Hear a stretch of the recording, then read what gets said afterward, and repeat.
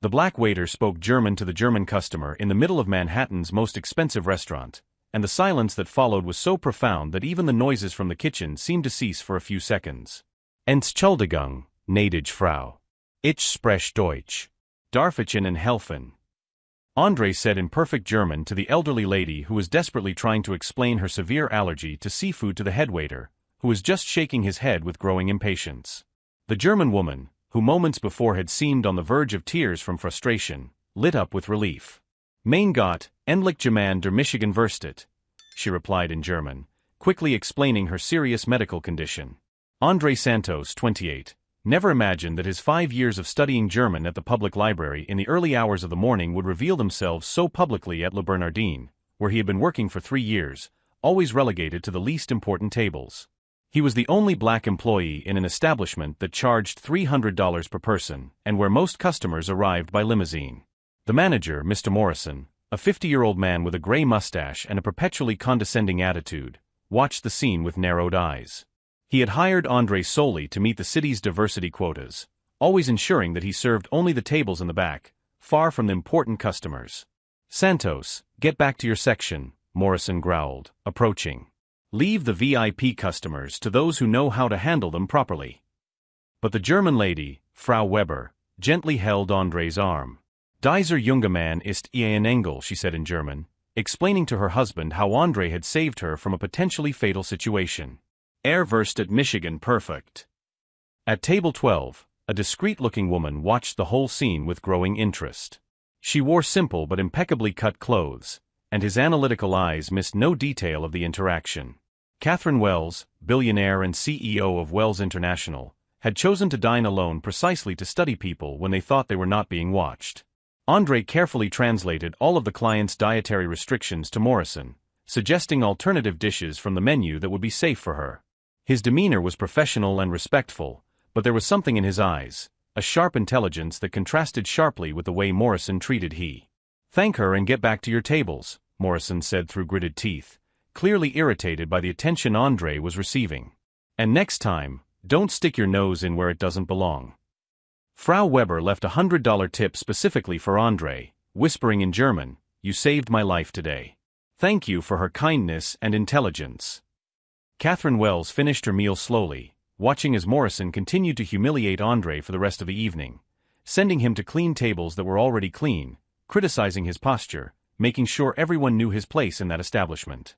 What Morrison didn't realize was that every insult, every unnecessary command, every look of contempt was being etched into the memory of someone who had the power to change lives with a simple phone call. Catherine wasn't just a casual observer, she was a silent predator on the hunt for wasted talent in places where you'd least expect to find it. When André passed her table for the last time, serving coffee with the same professional elegance despite the constant humiliation, she noticed something that no one else saw. In the calloused hands that held the tray with perfect stability, in the fluent German that had come out of nowhere, in the eyes that revealed an education far beyond what his current position suggested. If you are enjoying this story of overcoming adversity and justice, don't forget to subscribe to the channel. What Catherine Wells saw in that humiliated waiter was about to shake the foundations of that pretentious restaurant in a way Morrison could never have imagined. In the days following the incident with Frau Weber, André's life at Le Bernardin became a meticulously orchestrated hell. Morrison had decided that this moment of protagonism needed to be corrected with subtle but constant punishments. Santos, clean table 3 again, Morrison ordered for the 4th time that morning, even though he knew the table was already spotless. And when you're done, go to the stockroom and organize the glasses. All of her. André obeyed silently, but Catherine Wells, who had returned to the restaurant 3 times that week, always asking for the same discreet table, noticed every humiliation. She watched as Morrison forced André to redo unnecessary tasks, as he purposely placed him in the worst sections, as he whispered venomous comments whenever he passed by him. These kinds of people need to know his place, Morrison commented loudly enough for André to hear, while talking to other waiters. Give them a chance and they think they can do anything.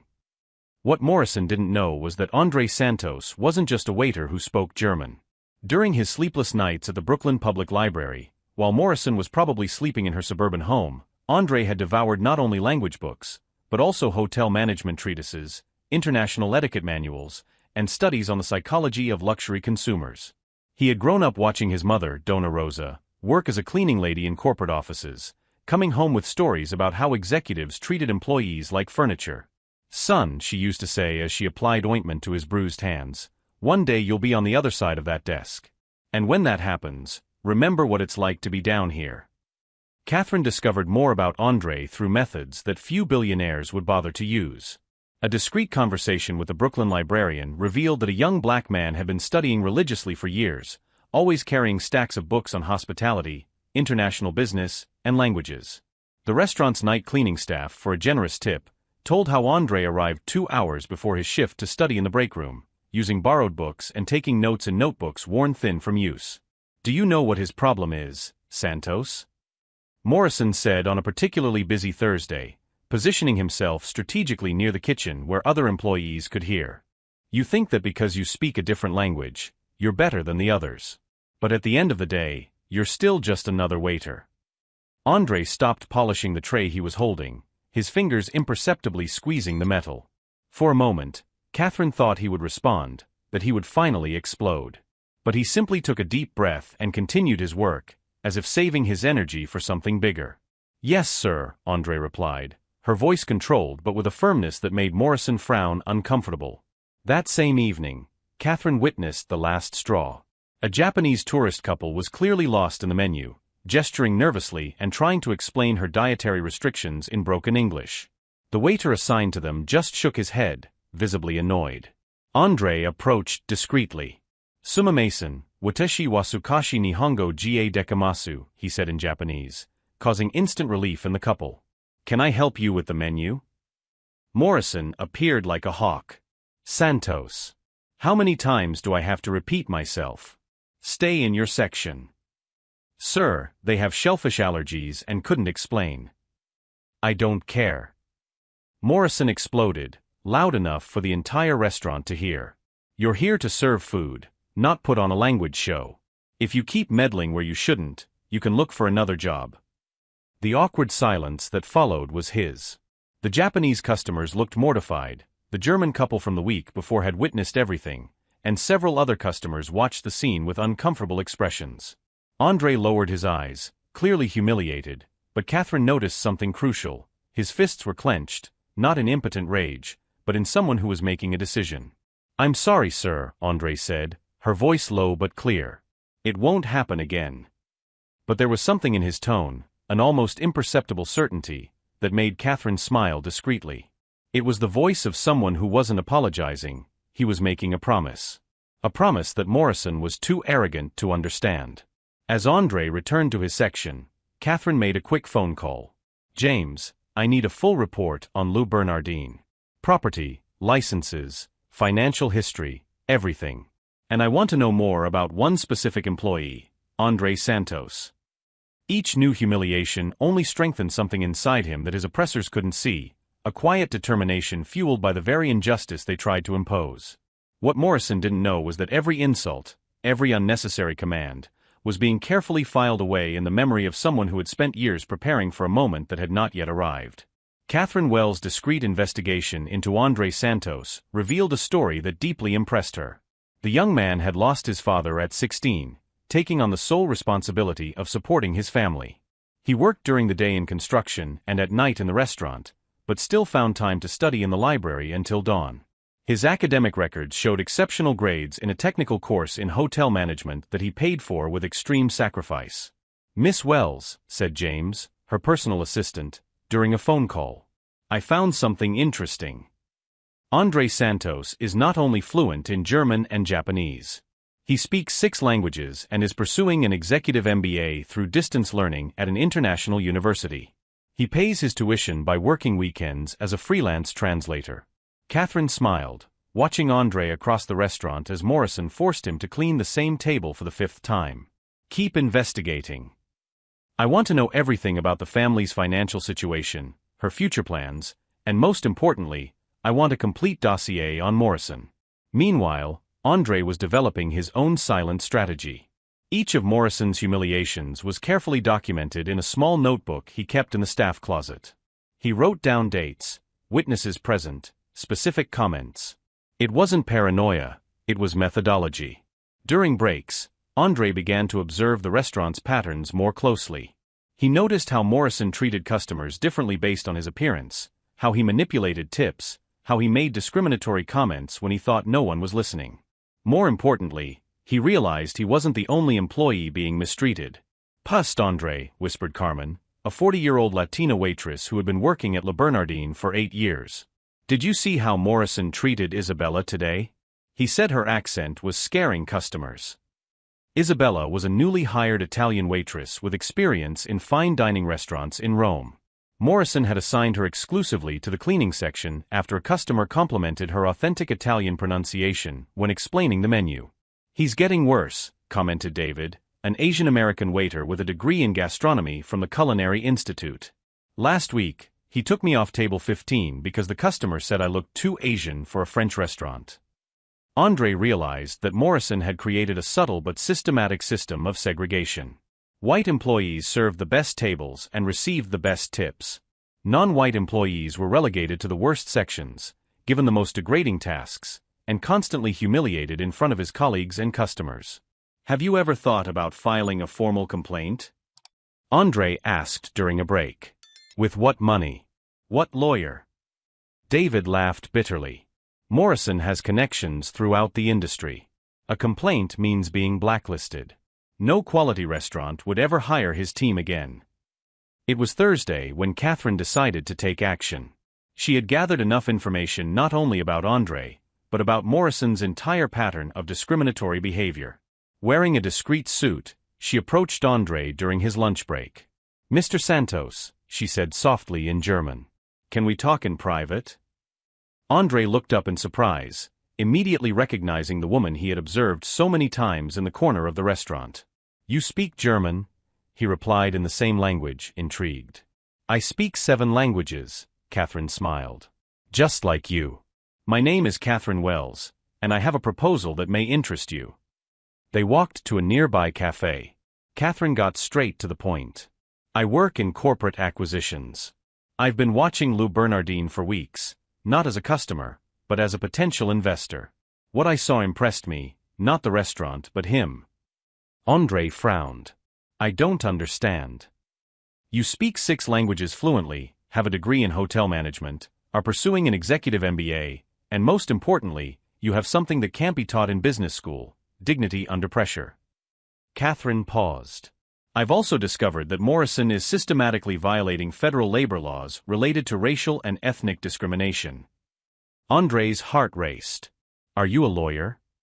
"Not directly. But I have access to the best labor lawyers in the country." Catherine slid a card across the table. "And I have something that Morrison would never expect: unlimited resources and patience for long fights." She explained that her company, Wells International, often acquired poorly managed establishments with untapped potential. Le Bernardin has a prime location, an established clientele, but toxic management that is destroying its reputation. "It's exactly the kind of investment I'm interested in." "Why are you telling me this?" Andre asked, still processing the information. "Because I need someone on the inside.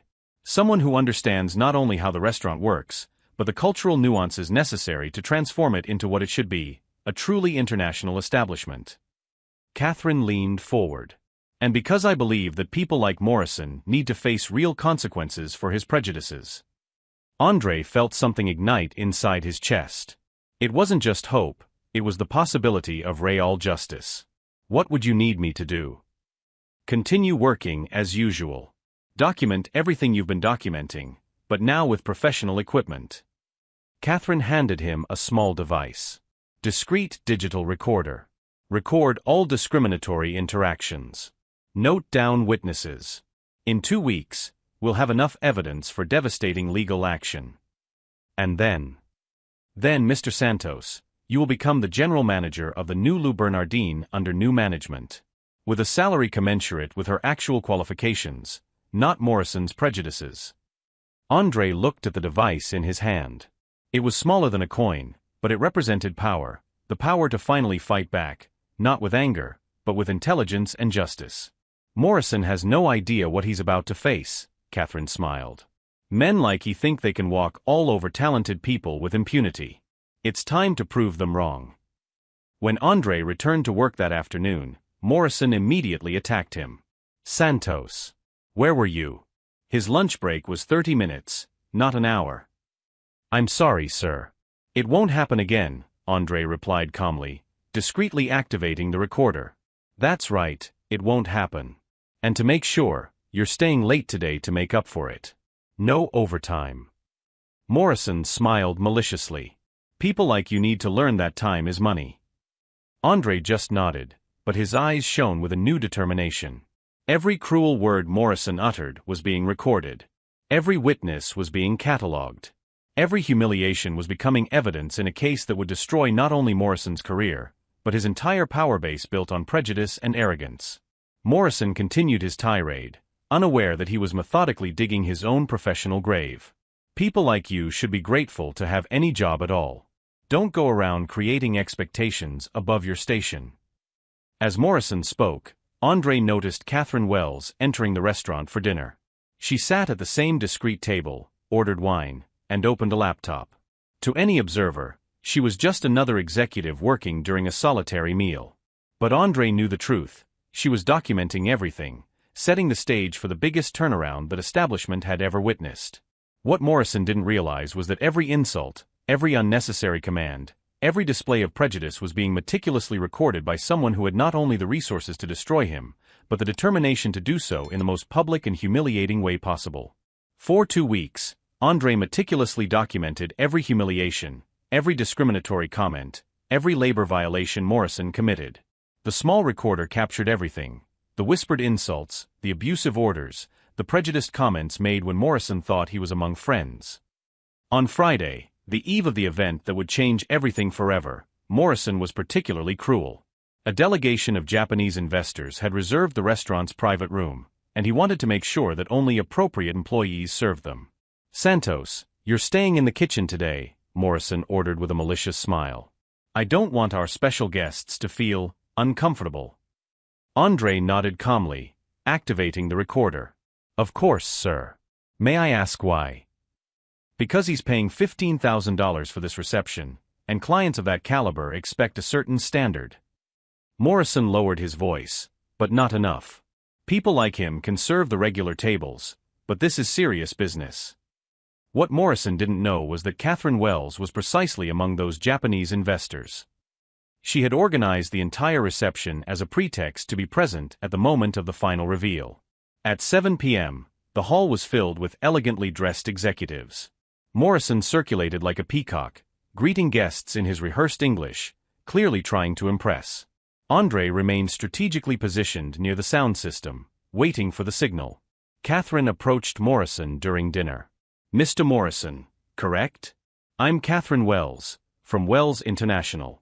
I'd like to congratulate him on the excellence of his service." Morrison practically glowed with pride. "Thank you, Ms. Wells. Here at Le Bernardin, we maintain the highest standards.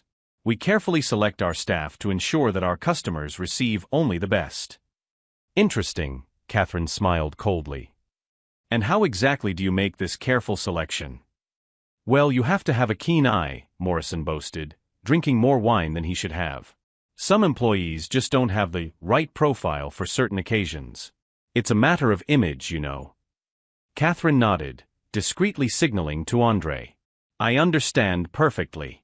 In fact, how about we hear some examples of her management philosophy?" Before Morrison could ask what that meant, his own voice echoed through the hall sound system. Crystal clear, amplified so that all 50 guests could hear perfectly. "People like his should be grateful to have any job. Don't go around creating expectations above your station." The room fell silent instantly. Morrison turned pale, recognizing his own voice. "What? How? People like that need to know his place. Give him a chance and he thinks he can do anything." More recordings followed. 2 weeks of racist comments, abusive orders, systematic humiliation, all captured in high quality and now being played in front of the restaurant's most important customers. "People like his should be grateful to have any job at all. Don't go around creating expectations above her station." Morrison looked desperately around the room, finding only expressions of horror and disgust on the faces of the guests. Some executives were already getting up, clearly offended. Others whispered indignantly among themselves. Catherine. Mrs. Wells, this is a misunderstanding, Morrison stammered, breaking out in a cold sweat. Actually, Mr. Morrison, there is no misunderstanding. Catherine stood up, her voice cutting through the air like a blade. My full name is Catherine Wells, CEO of Wells International. And I am pleased to inform him that we have just acquired Lou Bernardine. The shock on Morrison's face was absolute. Acquired? That's impossible. I'm the manager. No one informed me of any sale. Because you were just an employee, Mr. Morrison. An expendable employee who has just been dismissed. Catherine gestured to Andre, who approached with an envelope. Andre Santos is his replacement. He has the qualifications you never had: education, competence, and above all, human decency. In addition to the dismissal, there was a subpoena. Catherine had filed not only a labor lawsuit, but a lawsuit for moral damages on behalf of all the discriminated employees. You can't do this.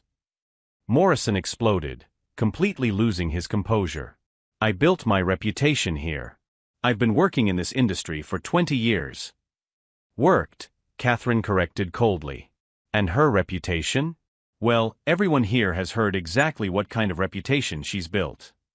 One of the guests, clearly a senior executive, approached Catherine. Ms. Wells, on behalf of the Manhattan Restaurant Association, I would like to apologize for our inadvertent complicity in this situation. This kind of behavior is unacceptable in our industry. Morrison looked around desperately, but all the faces around him reflected only contempt. Her network of contacts, her friends in the industry, were all visibly distancing themselves.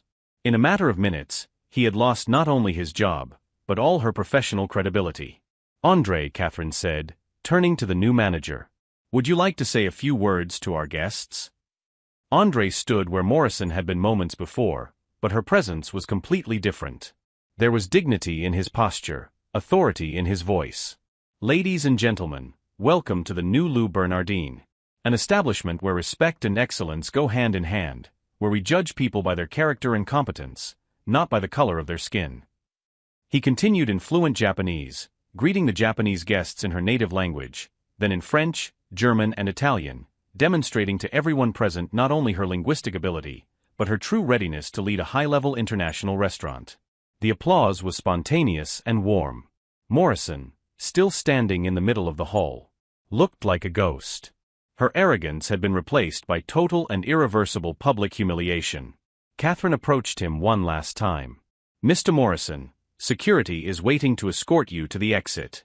His personal belongings will be sent to him by mail. As Morrison was led out of the hall under the gaze of everyone who had witnessed his downfall, Andre remained in the center, not triumphant but serene. He had won not through anger or revenge, but through preparation, dignity, and justice. The transformation was complete. The man who had spent years being humiliated by his prejudice now occupied exactly the position his competence had always deserved. Morrison, for his part, discovered that arrogance and racism come at a very high price in the real world. But as the guests continued to congratulate Andre and the new management discovered the full extent of the changes Catherine had planned, one question hung in the air: would it be possible to completely rebuild the toxic culture Morrison had created, or were some scars too deep to heal completely? 6 months later, Lou Bernardine had become the most respected restaurant in Manhattan, not only for its culinary excellence, but for the revolutionary culture of inclusion that Andre had implemented. Gastronomy Today magazine dedicated a cover story entitled The Rebirth of Lou Bernardine, How a Former Waiter Turned Prejudice into Prosperity. Andre, now wearing an impeccable suit that he had chosen and paid for himself, walked through the main dining room watching her diverse staff serve customers of dozens of different nationalities. Carmen had been promoted to dining room supervisor, Isabella was in charge of the new Italian wine section, and David was leading the Asian culinary exchange program. Mr. Santos, said the maitre d', approaching respectfully. The French delegation has arrived for the meeting about our expansion to Paris. Andre nodded, adjusting his shirt cuffs. In recent months, her partnership with Catherine Wells had resulted not only in the transformation of the restaurant, but in a chain of establishments that prioritized both excellence and authentic cultural diversity. Meanwhile, Morrison was discovering that arrogance and prejudice have lasting consequences in the real world. No quality restaurant in New York would hire her after the video of her public humiliation went viral on social media. Her 20-year reputation had become synonymous with discrimination and managerial incompetence. "Please, Mr. Morrison," he pleaded on the phone for the 10th time that day. "I know I have enough experience for the assistant manager position. I can start at half salary." The answer was always the same: "I'm sorry, but we don't have a position available for someone with his history." Back at Le Bernardin, Andre received a call that would change everything again. "Mr. Santos, this is Robert Chun from the United Nations Hospitality Committee. We would like to invite you to coordinate the official dinner for the next assembly. We need someone who truly understands cultural diplomacy." Catherine Wells watched from her usual table, now as an official partner in the business, while Andre simultaneously coordinated 3 different languages to solve a complex logistical problem. "Did you know it would be like this?" she asked the assistant. "From day one," he replied. "But even I didn't imagine that he would transform not just a restaurant, but an entire industry. Other establishments are copying Le Bernardin's model of cultural diversity." At the end of that day, Andre found a letter on his desk. It was from Frau Weber, the German lady whose moment of despair had triggered this whole transformation.